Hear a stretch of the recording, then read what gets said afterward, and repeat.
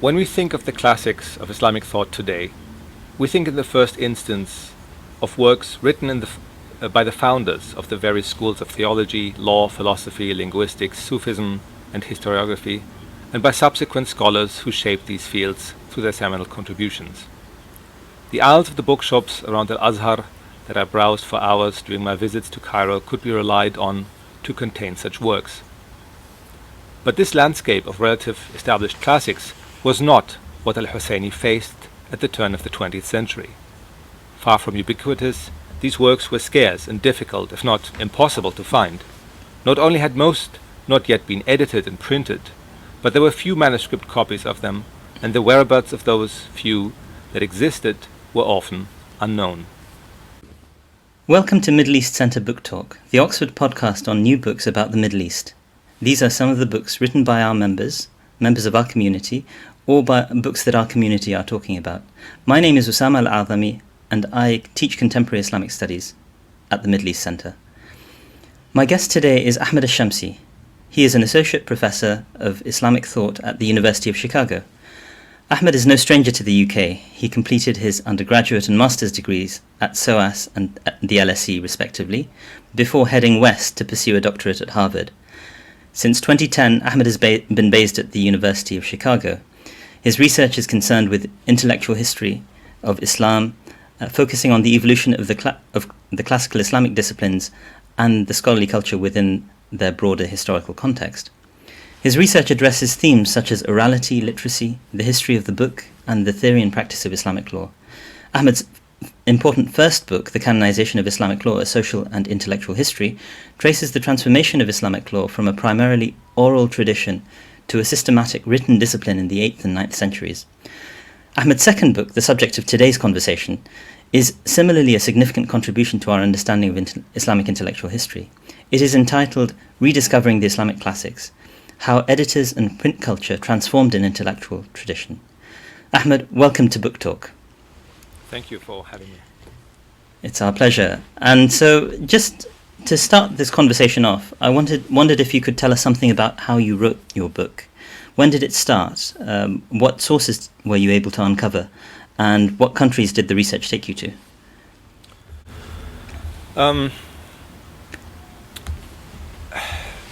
So, part of my formation as a scholar is that I like to browse bookshops in the Middle East and spend hours there just looking at the various sections and reading these books. And for me, they represented something of a tradition that you could just access and buy and take home with you. And then when I started to think about doing serious research, I was confronted with the fact that not all books I was interested in were printed, and some of them had survived, but they were in manuscript form. And that was the first time when I started to think, well, isn't that strange that some books are printed and some books are not printed? And then I became fascinated with the world of manuscripts and manuscript libraries, and the books that I found there were different from the books I was used to in kind of bookshops or in libraries that had printed material. So there were, in terms of numbers, the kind of classical works were much fewer than the more recent works, and so I saw that these were not the same type of things. They didn't have the same type of books, and in fact, some of the books that I had read and that were familiar to me from every kind of bookshop I've been to in the Middle East, I just couldn't find any copies. There was maybe one copy somewhere, and so that idea, how strange is it that it seems that there's only one manuscript surviving, and now we have these copies everywhere, and everybody, it seems to be like, oh yes, everybody talks about love, so you know about Ibn Hazm's Tawq al-Hamama, but there's only one manuscript, and that happens to be in Holland. Like, that's a strange story. And absolutely. So over time, I did, as you mentioned, my first book was in the 9th century, I started to get this strange feeling that I was trying to both access printed material and manuscripts, but I felt that much of our perception had been shaped by people who had edited works, and that rather than just seeing directly into the 9th century, we were seeing the 9th century through some sort of filter that we weren't really familiar or that we weren't aware of. And while some of these books were edited by Western Orientalists, I mean, especially in the field of Islamic law, that depends from field to field sometimes, but especially for Islamic law, it was basically all editors in the Middle East. And really I didn't know any of them. And so I started to think about them and read about them and kind of pay attention to them. And so it was an interest that kind of grew while I was a graduate student, and then I started really sitting down and writing in 2014. But I had already collected quite a bit of material, in libraries. I did research in Egypt, in Syria, in Turkey, in various European libraries, and in American libraries, and try to kind of, You do have a very sort of interesting. You open with this beautiful anecdote of finding this manuscript of, and you kind of mistranslate the title of the manuscript as well, because you think the mother of Shafi'i or something along those lines, and it's of course Shafi'i's I can't remember. Shafi'i wasn't mentioned in the original title, and that's why I think you made the mistake. But it's clear that. You said, I think, at the end of that story that I knew that I would one day write this book. So this has been in your mind since your doctorate days, basically. And it's really wonderful to sort of... I love the way in which you weaved that sort of personal anecdote and the personal story into something which is actually quite the point that you've just made in terms of our academic perception of the field of Islamic studies as a field is shaped by this unconscious bias, to use a sort of fashionable term right now, that I think you've done a wonderful job sort of informing us about, and I look forward to sort of going into that conversation in greater detail as we proceed. If it's okay, I'm going to sort of go ahead and pick a point from your first chapter, where you discuss the way in which the voracious appetite of European scholars for manuscripts from the Middle East in recent centuries, in a sense, almost unwittingly contributed to the decline of Middle Eastern libraries, and you kind of signal sometimes their practices were quite unscrupulous as well. So this was a fascinating dimension for me of a centuries-long tradition of Orientalism in a pre-Saidian sense that seems to have been previously largely unknown. I wonder if you want to comment on this sort of briefly. I mean, on the one hand, there is, in recent years that there have been studies done on museums and the collections of museums, and the countless jokes about the British Museum and what it contains and where it's from, etc. But for manuscripts, I feel that there's still a lot to be done. In fact, there's been almost nothing that I could draw on. About the idea of where do these things come from, and when you look at actual accounts by Orientalists who traveled the Middle East in the 19th century, particularly, even 20th century, that they removed manuscripts from endowed libraries where they knew that they were not, these were endowed libraries where these manuscripts were not for sale, and they sometimes did it, by outright theft, sometimes by bribery. Very often, there were also laws in effect that you were not allowed to export these manuscripts. There was also another layer of kind of illegality involved in the procurement of these manuscripts. But on the other hand, you also signal. Forgive me. You also signal that sometimes the sort of the institutional weakness of these endowments lent themselves to those who are the supposed caretakers were in such penury themselves that they would, in a sense, resort to selling manuscripts in order to eke out an existence as well. Yeah. Sure. In that sense, it was a kind of a perfect storm that you have a period in which you have, on the one hand, this explosion of European curiosity, and it's important to keep in mind that it was a different curiosity than you would have today. I mean, at that point, early 19th century, people were still looking for the wisdom from the East. I mean, they were looking for information about astronomy or sciences, whatever, to discover new stuff, cutting edge stuff.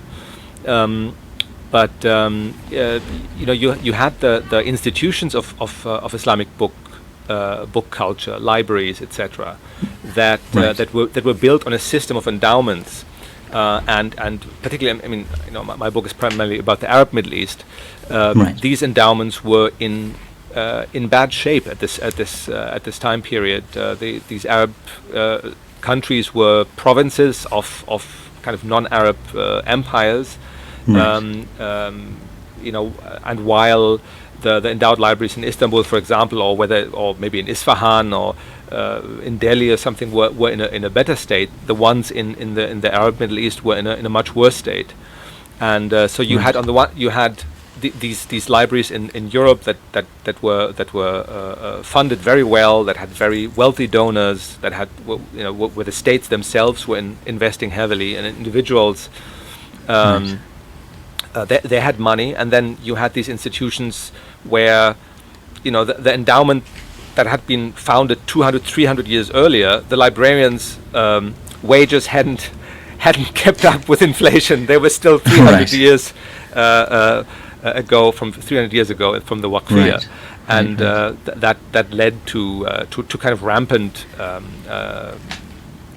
kind of selling out of manuscripts, and it was part of the kind of formation of modern nation states in the mid 19th century, that you have these new libraries founded, the Dar al-Kutub al-Misriya in Cairo, the Zahiriya library in Damascus, where they said, well, look, we have to kind of break these endowed libraries and put them together and have them centrally stored, and have librarians that are paid by the government to make sure that this doesn't happen anymore. Right. That's a fascinating actually aspect of this, which I hadn't thought about quite so much, in the sense that this is the modern state is actually, in a sense, been instrumental now in preserving these sort of manuscript libraries in recent decades, perhaps for over a century or so in certain countries. And yes, I mean that's a transformation which is also in some respects a sort of ideological shift away from the endowment to the modern state, so to speak, which is a fascinating way to think about this. But your comment about sort of, in a sense, the Arab world becoming a provincial region within a larger empire, whether the Qajar, whether the Ottoman, whether the Mughal empires, is interesting, because it leads on to another question that I had for you, which was about the way in which in various parts of your work you allude to scholars from other parts of the Islamic world. You mentioned Mauritania, Iraq. In the case of Murtada al-Zabidi, I believe he had Iraqi heritage, but he's actually born in India as well, so the great polymath of the 18th century. And while most of your work does focus on Egypt and Central Islamic lands, so Egypt to a certain extent with people like Jamal al-Qasimi and others, Syria as well, or Sham, I wondered to what extent you think that the observations that you make about sort of post-classical book culture, and I'm using a term that you use here, can be extended beyond the Egyptian context, if we were to think about some of these other sort of areas. Yeah, so I think it's important that let's say the majority of my book focuses on Egypt as a stage at which print begins in the Arab world, and in which it is, it reaches the highest volume. It's a place where it begins as a part and parcel of the kind of modernizing state venture of Muhammad Ali, but also that has a liberal kind of press law, which makes it the place where people just come and print books, and so it's a stage for people from everywhere. I mean, there's East Africans from Zanzibar who print stuff in Egypt, and people from Somalia, and people from, of course, Syria, Iraq, North Africa. I mean, there's European Orientalists who print stuff in Cairo. There's Indians and so on and so on. So it's not it's not like some sort of nationalist Egyptian history. Of course, and you make that clear. It's Egypt as a stage for print. Yeah. But for the kind of preprint culture, I wanted to. I mean, there are certain universal aspects of this, what I call post-classical scholarship, and really the reason why I called it post-classical, why I think it's apt to call it post-classical, is that the classical material just isn't particularly interesting anymore for most scholars. It's kind of it's not the way that I mean that kind of works. You speak of Hawashi, for example. There's this culture of secondary commentaries and tertiary commentaries and even quaternary commentaries, as it were. Yeah. So the scholasticism. I mean, I call that phenomenon scholasticism, which obviously an analogy to European, particularly medieval history. A history of commentaries, a history that kind of an intellectual worldview in which more or less everything that is known is known. Things can be explained, can be analyzed in new ways, in interesting ways, formulated in interesting new ways. But kind of we would kind of know the boundaries of what is known, knowledge, and knowable, and we have a limited kind of clusters of texts and commentaries on those texts that we consider. And for that. And so there's a certain traditionalism in it that we consider that certain what's been bequeathed to us is what really matters, and also that we don't really venture out and look for books that might have been forgotten or that might have fallen out of the tradition. There must be a reason why it fell out of the tradition. You give this fascinating sort of anecdote. I think it's Yusuf al-Nabahani who says something along the lines of, you shouldn't publish Ibn Taymiyyah's works because they've been, discarded for a reason. The tradition has recognized that they don't really deserve. I think it was Nabahani. That's correct. And then of course al-Alusi retorts and say, if you take that logic, Shafi'i's work is almost gone, but all this kind of lewd poetry and whatever, you have hundreds of copies. So that's what we should read and study. There's a certain kind of a problem with tradition that comes up and that becomes exacerbated through print. That you start questioning.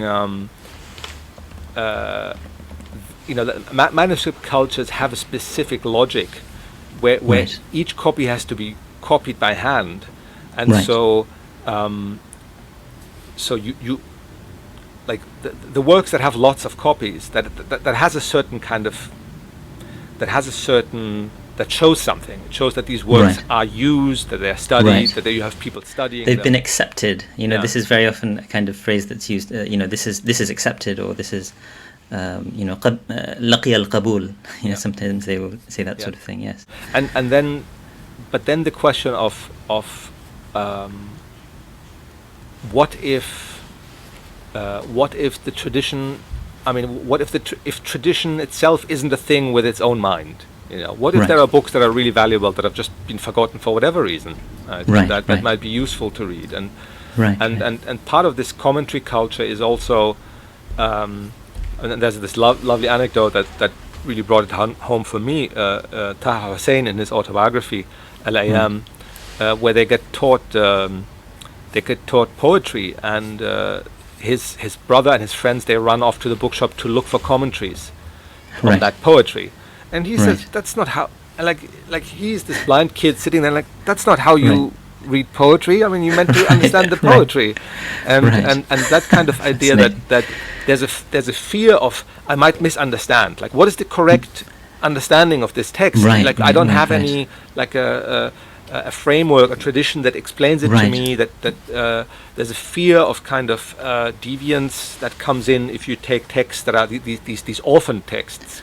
And which are not transmitted, with isnad and things like this. But kind of that specific context of modernity, of the challenges of Western political domination, but also the knowledge and the power that comes with it, that attracts people to kind of discovering things in their own tradition that has actually fallen out of the tradition. And that was for me I mean, if I had to say what the main contribution of my book is that I feel that a lot of modern, scholars of modern Islamic thought or modern Islamic history, for them, there is kind of modern stuff. I don't know, people translating Voltaire into Arabic and whatever, and doing whatever the modern stuff is, or there's old stuff.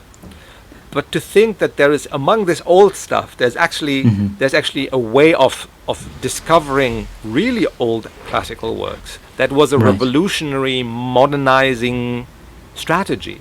And that we don't see anymore today because we've taken them to be normal and natural. And I'm sure everybody must have known all these classics, which in fact is not the case. That was for me the grand, really the grand discovery that in a sense the epiphany of the book.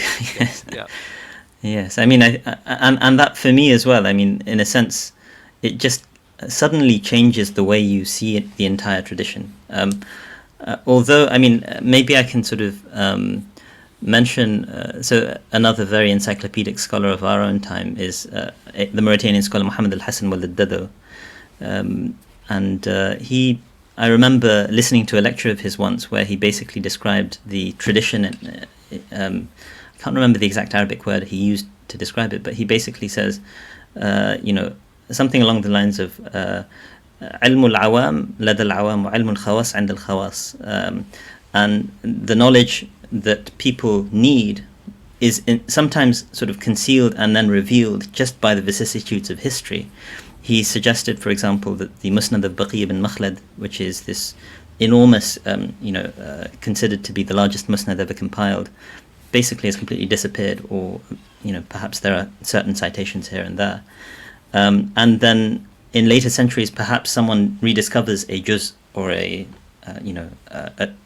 selection of readings of a hadith, and that can actually provide a kind of, from his perspective, working within the Islamic tradition, in a sense provide means of accessing a knowledge that was once lost, but that is now needed in this time. And in a sense, it's God unveiling something, not in a kashfi sense, obviously, but and so there is that kind of sense, even among a scholar, working within the tradition, of that contingency of what we have access to, which you don't hear it very often, but I think it's great to sort of put that front and center in a book like yours. I think it's very helpful in many respects. I didn't want to kind of give the impression that there was like 300 years in which nobody thought about classical works.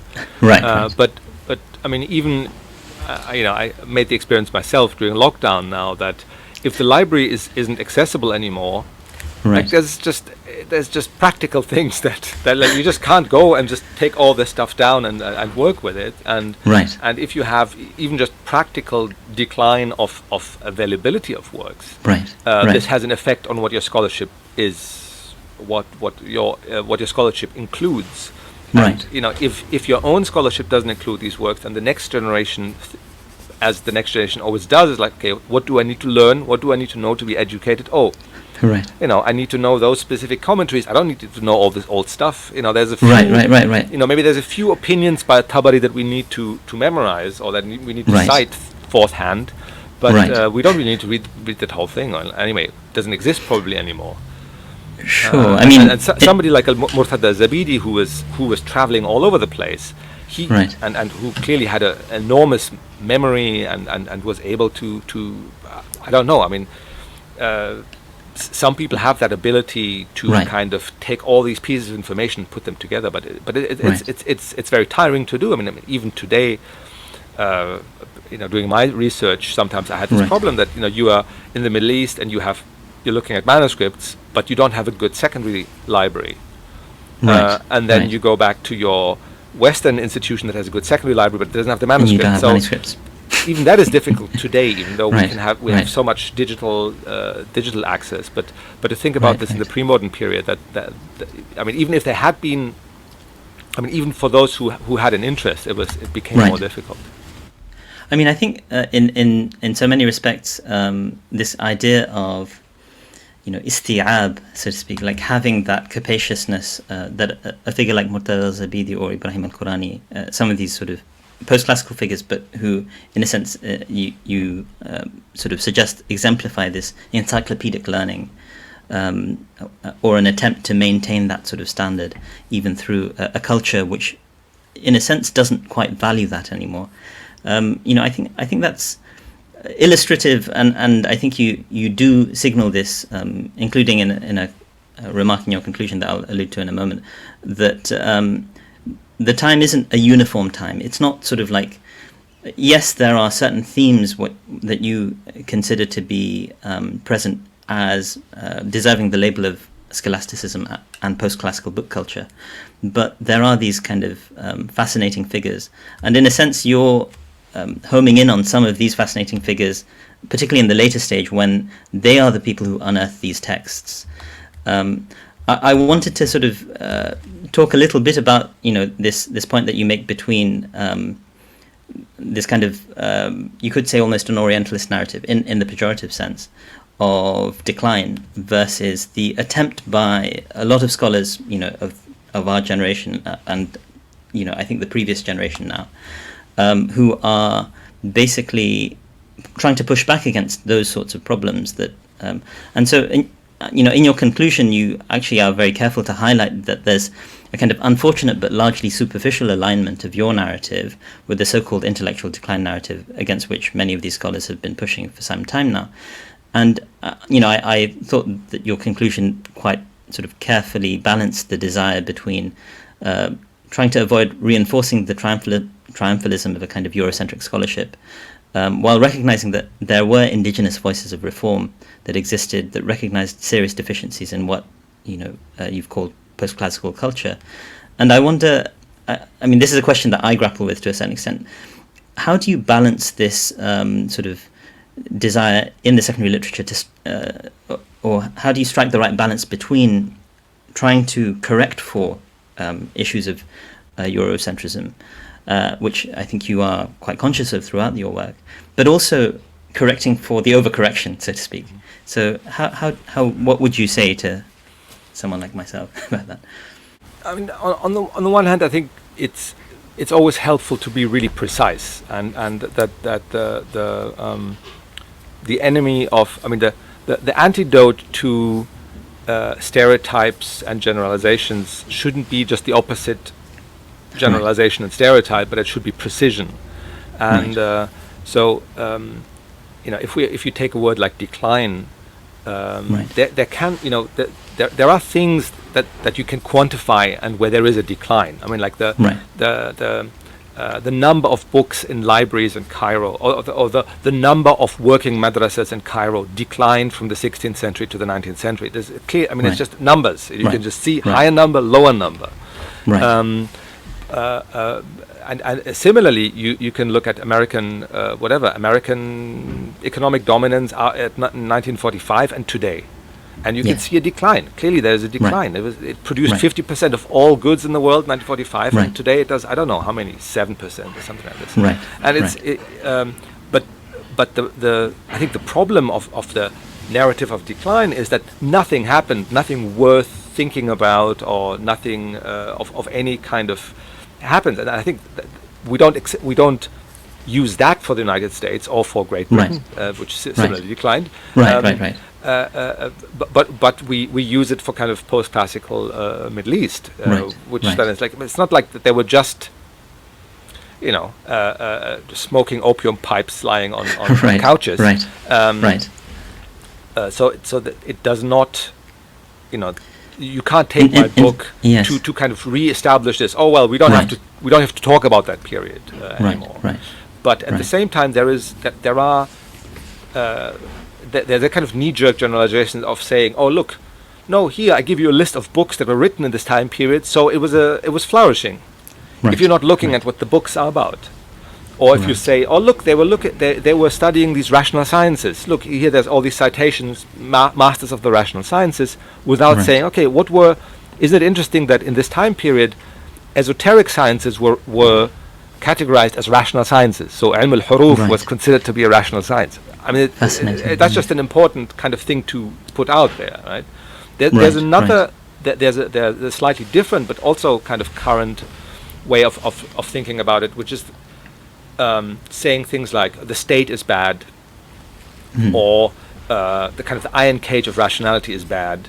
But the Middle East didn't have that, so it becomes like the opposite of the West, but in a positive way, right? So they didn't have state. They didn't have whatever. They had all these ecstatic ways of knowing. So look how this is solving the problems of the current West. And so I think, for me, it's important to understand histories not in a kind of melodramatic sense of it's either it was good or it was bad. Right. But actually, what was at stake? What did it mean to be an to be an educated person in the 17th century as compared to the 10th century, as compared to the 20th century? And we accept this in European intellectual history, that in the early 20th century, like physics on the atom level, or quantum physics, like that was the thing where all these young geniuses flocked to. And then in the later parts, you have the DNA becomes biology, or not computer science or something like that. There's these moments that change. It's not like Muslims loved books. Look, like Ajahid loved books. That's true. Right. But you have very different stories told in the 18th century, for example, or in the 17th century. So it's important to keep there's a history. It's not just the pre-modern Muslim world that is just like one arena. There's changes there. There's a history there, and I think precision is the antidote to lazy generalizations. Either way.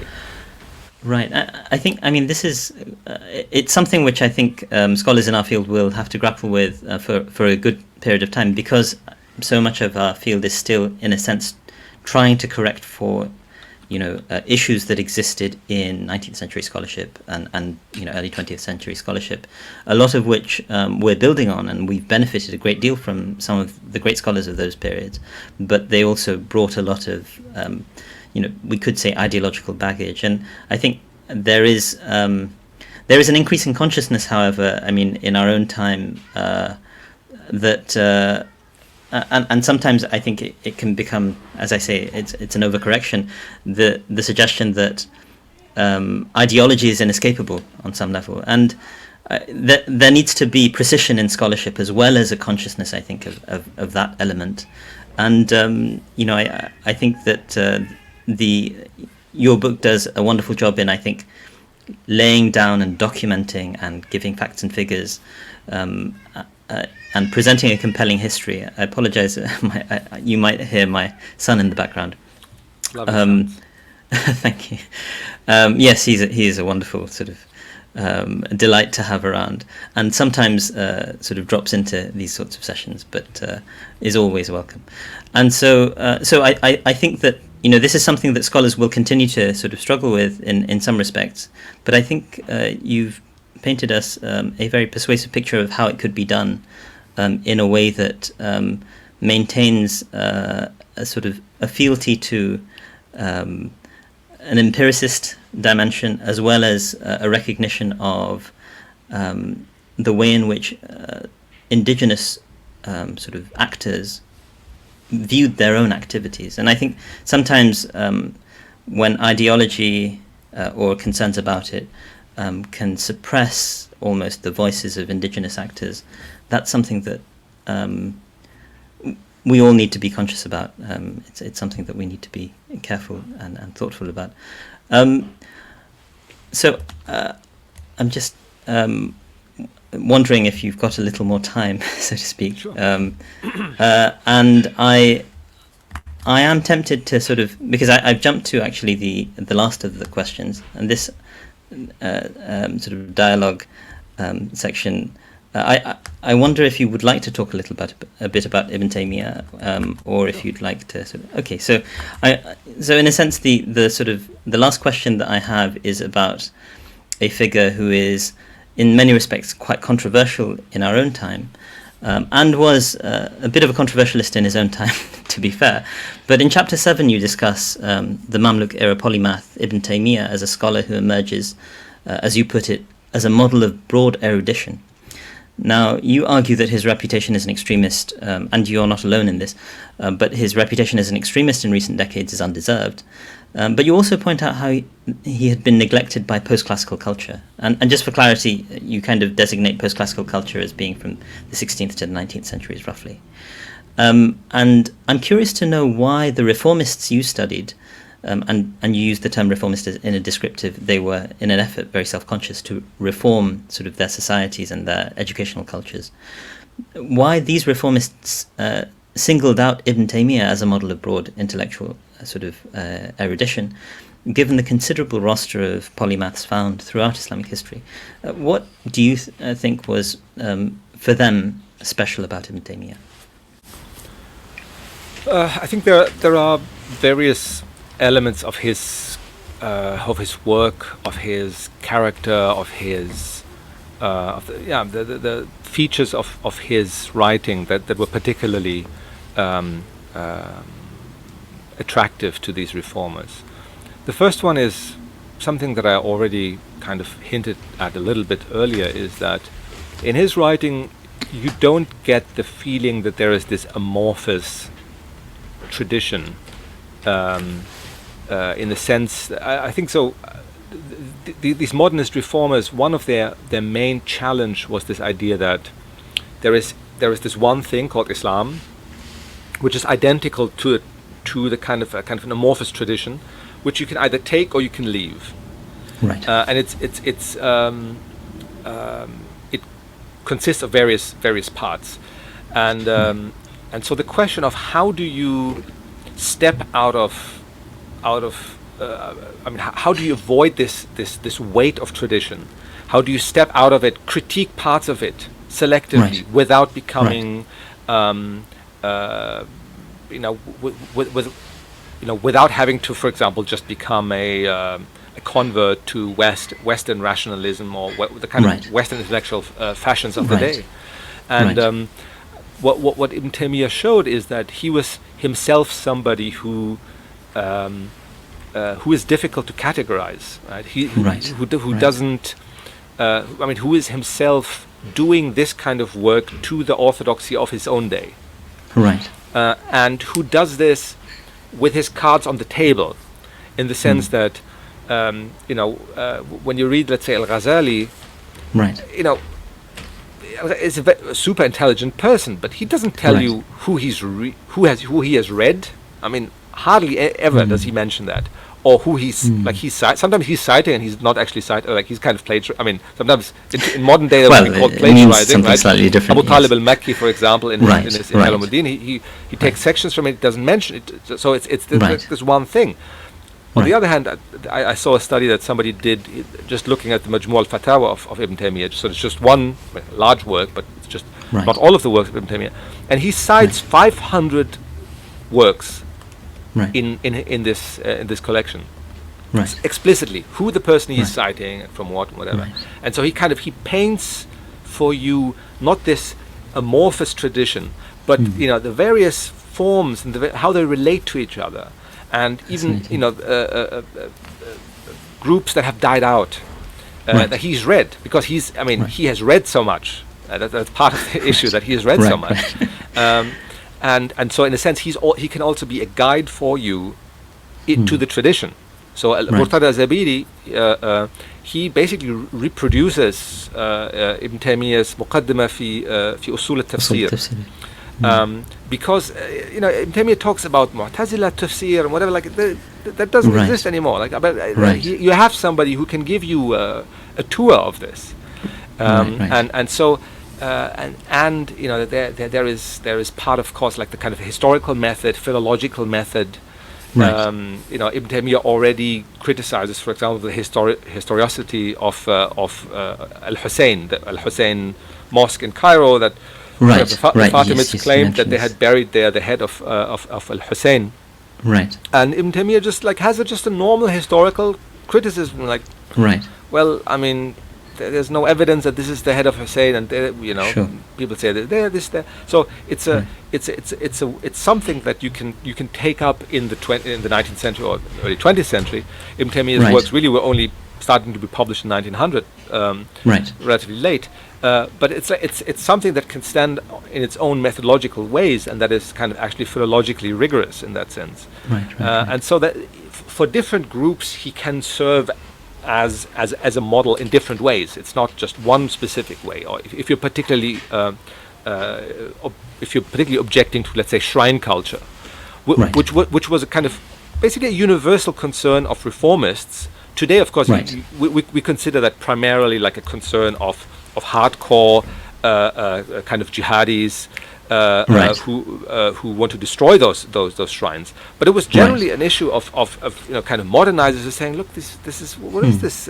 People take these as quasi higher Right. figures that have control over the weather and the harvest.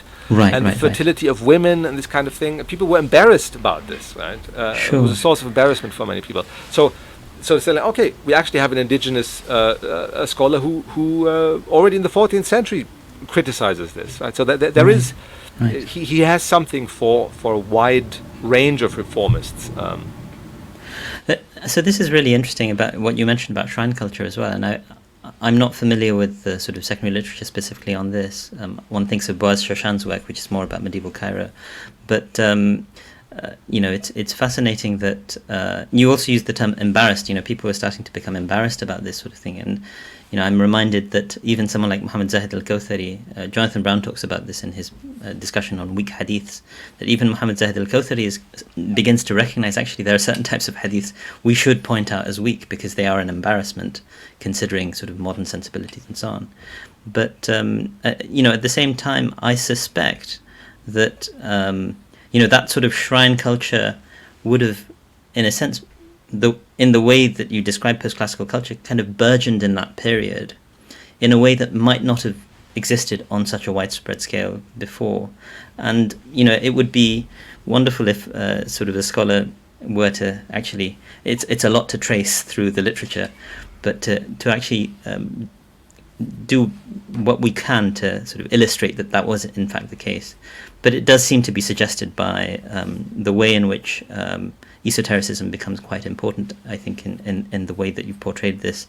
And it does seem you present a very compelling narrative, that's what I can say, and we'll be definitely sort of grappling with this for very long to come. And I can only thank you for sort of working on this book. And as we come to a close, I just want to sort of let everyone know that I've been speaking to the author, Ahmed el Shamsy, about his recent book, Rediscovering the Islamic Classics, How Editors and Print Culture Transformed an Intellectual Tradition. And this has been Middle East Centre Book Talk. Thank you all for listening, and goodbye from Oxford. Thank you.